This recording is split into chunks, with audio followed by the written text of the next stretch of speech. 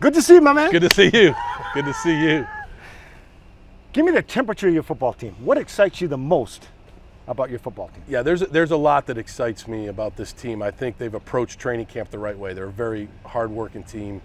I think we've had a good physical training camp. I think they're ready to hit somebody else for a change. Yeah, for a change. I think the athleticism is better. I think that we're on the right track in recruiting. I think we have a lot of good young players, some portal guys that I think will help us.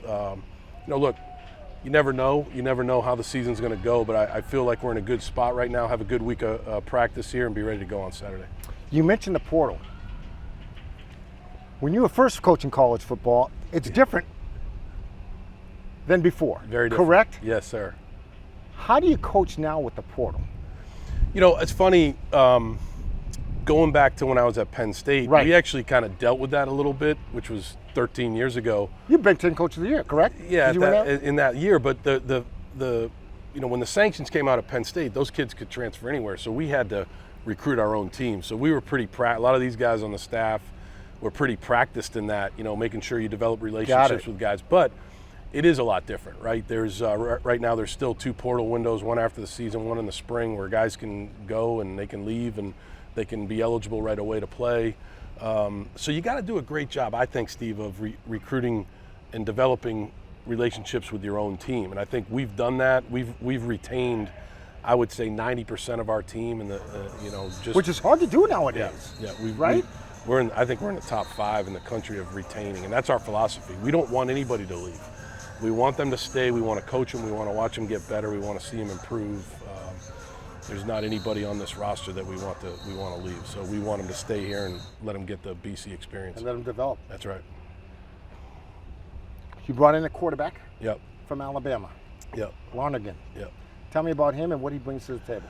So Dylan and I go way back. I recruited him when I was at Alabama. He comes from a town outside of Atlanta. He played at Brookwood High School, which was, anybody that knows anything about Georgia football, Brookwood's in the top division. Upper echelon. Upper echelon. He did a great job there as a high school quarterback. Coach Saban, we offered him at Alabama.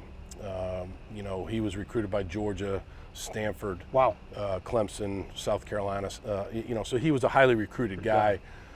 He ended up coming to Alabama. I left, went back to the New England Patriots at that time. And, he had a good experience at Alabama, but he wanted a real chance to play. He would have been in the hunt there to play this year, but, he probably would have ended up being a backup here. He had a real chance to come in and compete. He did a really good job. Grayson James did a great job, too. They both competed hard. We feel great about our quarterback situation. Right, and we feel like Dylan right now in the passing game is a little bit ahead of Grayson, gives us the best chance to win, but we're thrilled to have both of those guys, including a third guy, a young guy, Shaker Reisig, who's a freshman from Oklahoma, who we think has a great future. What do you think the strength of your football team is now? I still think that the strength is up the middle. I think that we have our offensive line, even though we're replacing some guys, obviously some great guys, we still have some really veteran offensive linemen back. Logan Taylor, Jude Bowery, Kevin Klein, who's been here for a long time. And I think we're on defense, from the linebacker position, the safety position, we have some really good players there. Bam Crouch, Owen McGowan, Jason Hewlett, KP Price, Carter Davis, Omar Thornton. Well, you got these guys down. Yeah, I think we're in pretty good shape when it comes to that. Those guys need to go out and play well, but we have a lot of confidence in those guys. Fordham's first. Yeah. How important is it to get off to a good start? It's very important. It's really important because it's in front of our home crowd. We want a great crowd here. I spoke to the freshman class.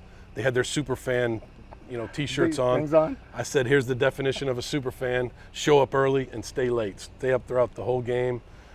We want to give our fans something really fun to watch. Our guys have worked very hard. We expect to get off to a good start. We need to go out there and do it. What have you learned from a year ago to now?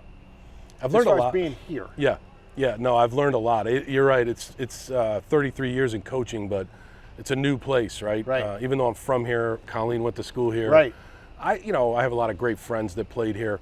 I didn't know a whole lot about the place until I actually started working here, and it's just a very special place. It's a place where, it really believes in getting the most out of every student, every athlete that goes to school here. You're going to work hard in the classroom. You can win in football here, and you're going to give back to the community. Our guys are busy. they're active. They're busy. And that's, that leads to a very successful life, and I think that's what Boston College is all about. It's a great community of people that really care about each other. There's a big time family atmosphere here, I think, and I love it. It's a great place. How has NIL changed college football? Yeah, that's where college sports in general. Yeah, I think that's where the biggest change is. The portal, like I was saying, there's always been some element of transferring, as long as I've been in coaching, but the NIL is different. I mean, these guys are compensated. I think for us at Boston College, we embrace who we are. We have a lot to sell. Yes, guys here, certain guys, a decent amount of guys can make some money, but they also have a chance to get this degree, go to school in this phenomenal city that you and I both know is the best city in the world. Like I said, really participate in the community and give back to the community. There's a lot more to sell, but NIL's a part of the equation, and we're in it. BC's in it.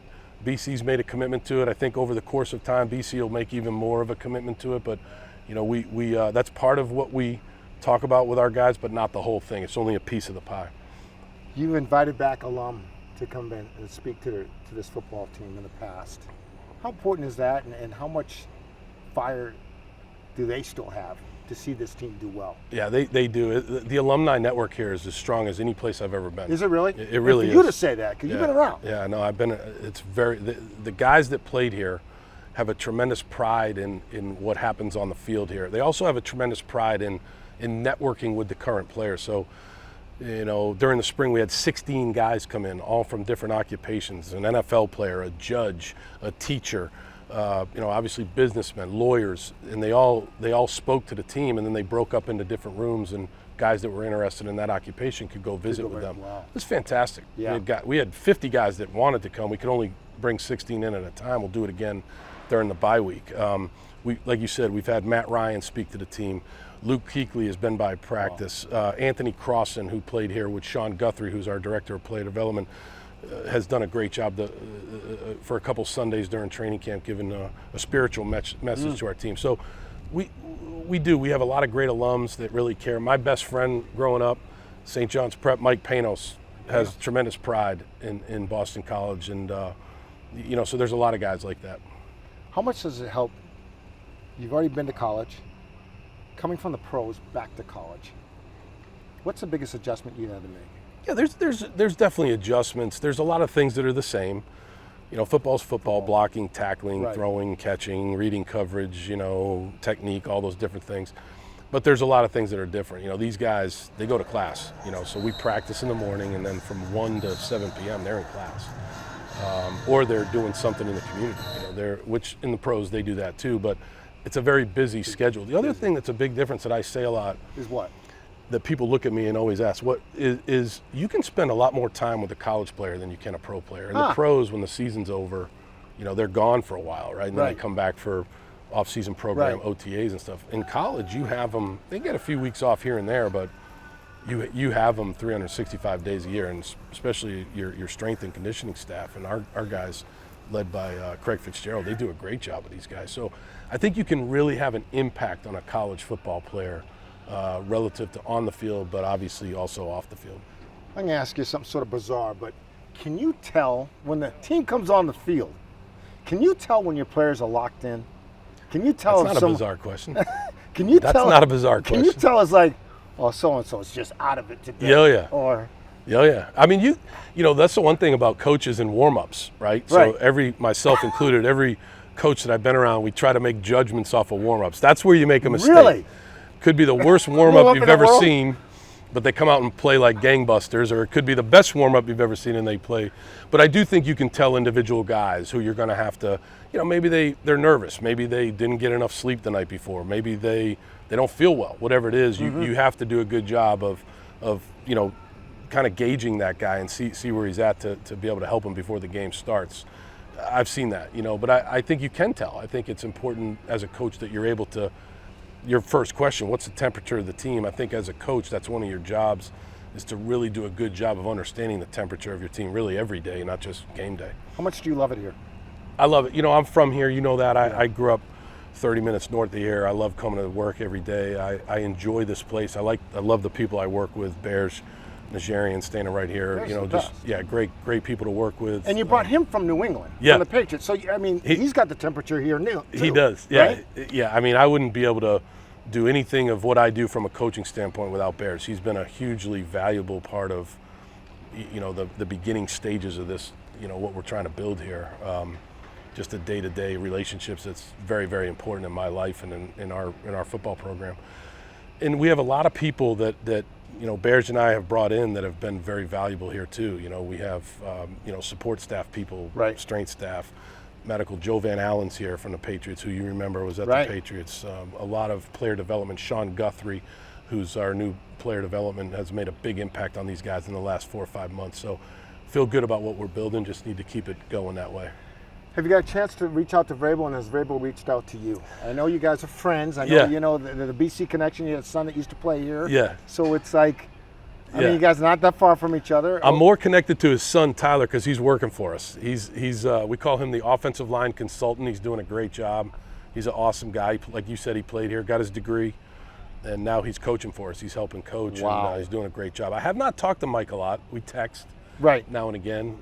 You know, obviously I got Doug Marone down there and Josh and all those guys. I wish them the best. I think they'll have a really good team. I'm excited to be able to see them play when I can, but I haven't talked to them a whole lot. We're both pretty busy. Of course. Sure, we'll catch up at some point. Good to see you, man. Good to see you too, my man.